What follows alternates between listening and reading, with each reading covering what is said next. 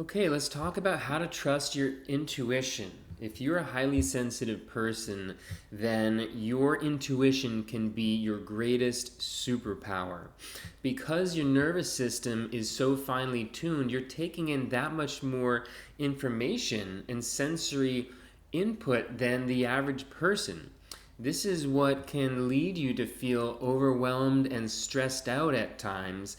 But when it's used to your advantage, this is something where you're just going to have all of these knowings and signals that's going to allow you to guide your life, make good decisions more and more and more because you're following your inner guidance system. So, if you've ever felt lost or confused in life, this is the answer. This is the solution. If you've ever felt frustrated because you're just finding yourself in difficult situations where you look back and you go, why did I make that decision? I should have known better. This is going to allow you to avoid common pitfalls and mistakes. And trust me, I've been there for most of my life. I didn't know that I had an intuition or what that meant or how to use it, etc.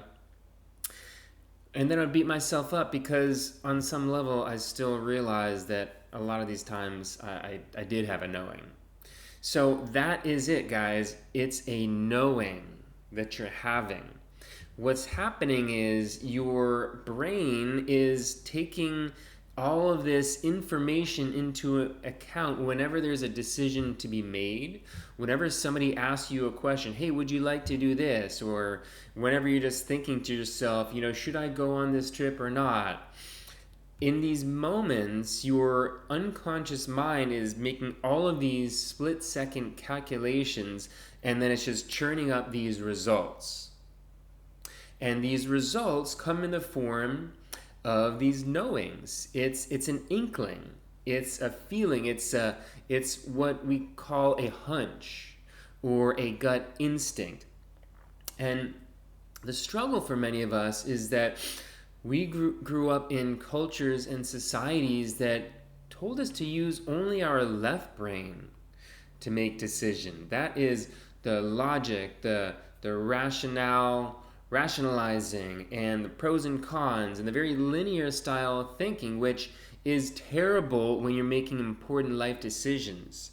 I work with people as a career coach, helping them change their career, and practically every single one of them is in this stuck, frustrating situation because they were overusing their logical brain. They had discounted the value of their right brain because you can't prove these knowings. You can't write it out on a piece of paper, A to B to C equals D. It doesn't work like that. Intuition is like, okay, A, B, C, D, F, and it's kind of like a non-linear process. And so you have to understand that is how the right side of your brain works, and it's an understanding of how the subconscious mind is always working. We don't want to overutilize our frontal cortex.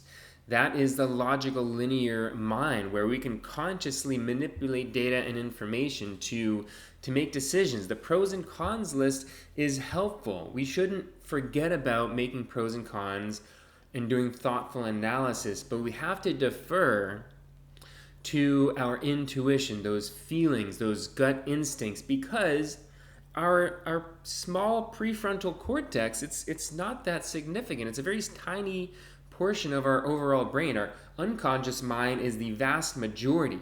So in terms of computing power, your unconscious mind is infinitely more powerful than your conscious mind. So use that to your advantage and understand that these calculations are being made all the time, automatically. The answers are constantly being fed to you about the most important things in your life and the smallest things about what you should have for lunch, for example. So it's just a matter of understanding how this system works and then using it to your advantage, right? So I'll give you an example. When somebody works with me and they say they want to figure out what is their ideal role, what career direction should they take? And I'll take them through a linear process to help understand them better. We'll both understand their talents, their personality, their interests, their ideal workplace environment, etc. And that's helpful because we're generating information. I'm feeding my brain with sensory input. And the whole time I'm, paying close attention to what they're telling me and how they're telling me things. And I'm getting these ideas in my mind, and we're just having a conversation, and things are just kind of happening beneath the surface. And then all of a sudden I'll get this idea and I'll go, wait a second, hold on. I just had a thought.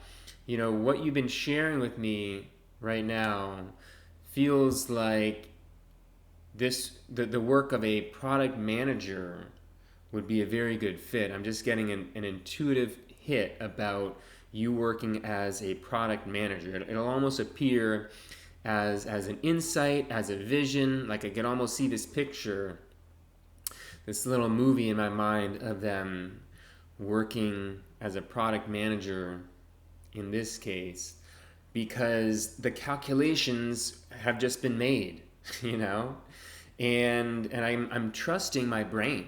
I'm trusting this process because I've done it enough times to understand that this is real. This is not just an imagination. This is not a hallucination. In this example, when I first started doing this work, I would have these inklings and ideas, and I may not say anything because I may not even realize that my brain was just getting the answer. And so we could end up spending another 3, 4, 5 sessions to hopefully arrive at this conclusion in a more, linear, circular kind of a way. But maybe not. Maybe we never reach that conclusion because, again, it's not just like this linear sort of thing. With careers, there's so many different possibilities, right? So that's the idea, is rely on the processing power of your unconscious mind and just understand that this is how it works. This is what's happening all the time. And it can happen at any instant, right? You might be familiar with some examples in history where there was a guy in ancient Greece who he was in a bath and he shouts, "Eureka, I've got it!" And he has some famous idea for an invention. Isaac Newton apparently came up with the theory of the law of gravity in much the same way. So sometimes when your brain is at rest, when you've taken your mind off of the problem and you're just doing something else, the idea just kind of pops into your head, right? So understand that as well. Sometimes you have to disengage from a problem you're trying to solve and then just be more receptive and aware, and then stay attuned to your inner landscape. Stay attuned to what's happening in your mind. Practice meditation, calm your nervous system, get grounded and centered, because these signals, these knowings, these subtle feelings and senses, again, they're always there, but if there's too much static, you're not going to be able to hear them. So if there's too much static, then you're not, it's going to be hard for you to decipher, I don't know, is this my intuition? Where's my intuition? I feel like I should know. But if you can't discern it from all the stuff that's going on in your brain, then you might say, oh, well, maybe this is my intuition, and then it turns out to be a bad outcome. Then you lose trust in your intuition. You don't want to do that. The other way that you can lose trust in your intuition is to confuse it with your fear.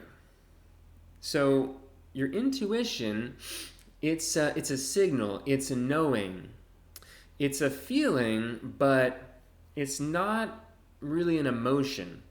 It's unemotional. It's a very light experience, right? So fear, for example, is an emotion. It's a strong feeling.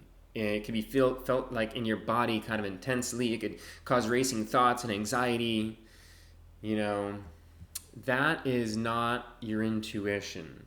You might think that that fear means no, but that's not a no. That's I'm scared, right? So there's a big difference between I'm scared and a no. A friend of mine shared this with me recently because she does work in tantra and sexuality with people exploring intimacy and their boundaries with others that they're engaging with. And she was telling me that as part of this process, sometimes somebody will start to feel shut down about engaging in a certain way, physical touch, let's say, but that's not actually always a no. That can be a fear response.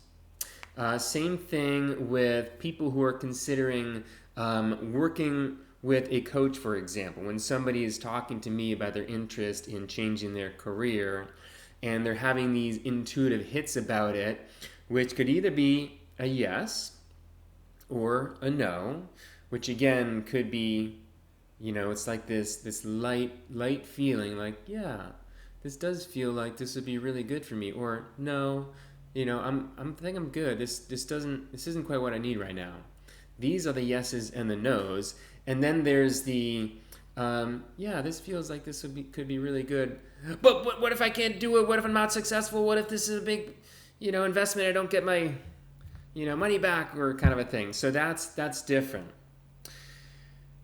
and that's the other thing to know about intuition. The difference between an intuitive signal, which is again this lighter yes, no, and then the fear, which is kind of like this contracting, like that's something else, right? So when there's fear present, that typically means that there is some old trauma or wound that's being activated because maybe at some point in the past you signed up for a program and it didn't work out and it kind of scarred you, let's say. And so the next time you're invited to sign up for a program, that same fear pattern could activate because it's making you think of that disaster. When you want to kind of set that aside and then revisit the situation and go, okay, let me tune in for a second. Okay, before that fear reaction came up, was I a yes or was I a no? And again, sometimes it's just this no. So the no it's a knowing. Again, intuition, it's a knowing that you don't always have to understand. You often don't understand it, but you'll get a feeling and go, no, I don't think I need this right now because I think I know what it is that I need to do. Thank you so much. I appreciate your time, for example. Or yes, this feels right. This feels like this is what I've been looking for. Everything that you've been saying is kind of landing, and yeah, this sounds good.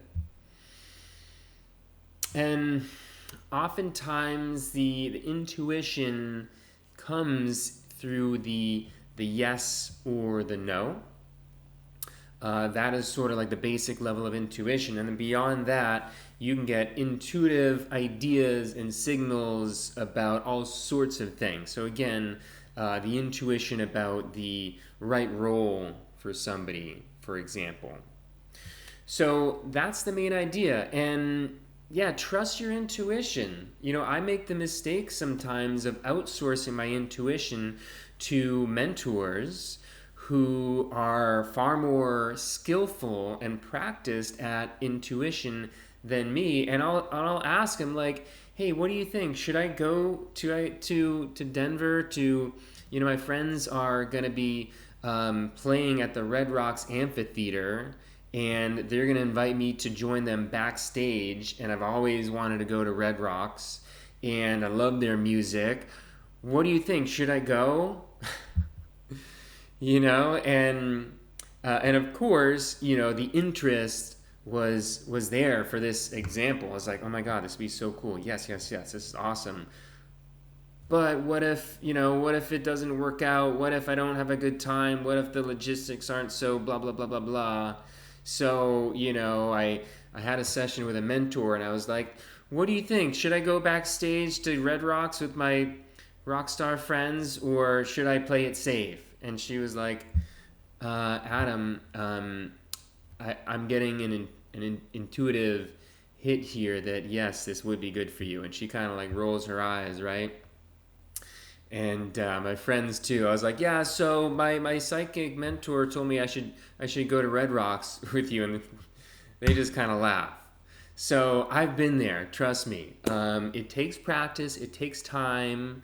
And when we do have traumas and fears and anxieties and stress, it makes it harder, right? So my hesitation to going to Red Rocks, for example, was because I'd had experiences in the past that didn't work out, that did kind of scar me, and this is a struggle for HSPs. It's not uncommon to feel scarred around taking chances, okay? Life hasn't always been so easy for us. So be gentle with yourself as well. Be patient. It takes time and it takes practice. And the encouragement and invitation is to explore this for yourself. Just pay attention to your inner landscape and just get a sense for the different subtle feelings, the different ideas, the different knowings, and just start to trust